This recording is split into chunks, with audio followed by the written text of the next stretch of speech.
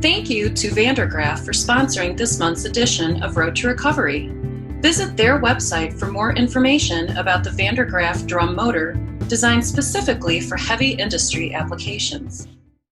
I want to talk about construction jobs as well, separate from spending. Of late, it seems like residential construction is seeing some growth in construction jobs, but it's a non-residential sector that seems to be suffering a bit. How concerned are you for the non-residential construction sector, and do you have any insights on construction jobs as they pertain to non-building construction? I do think that non-residential construction overall is headed for quite a downturn. I think the federal government has a major role to play here in either getting money for infrastructure out quickly or backfilling the revenue loss that state and local governments are experiencing. For state and local governments, they have a balanced budget requirement each year.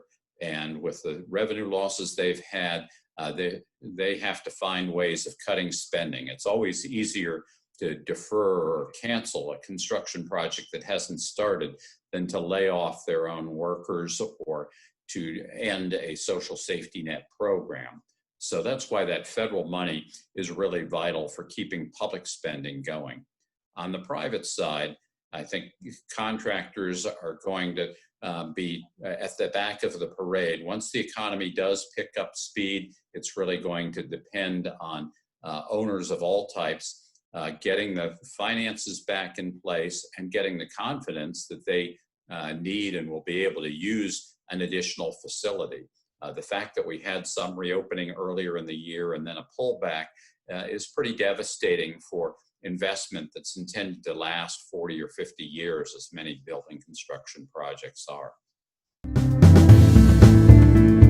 Thank you to Vandergraaf for sponsoring this month's edition of Road to Recovery.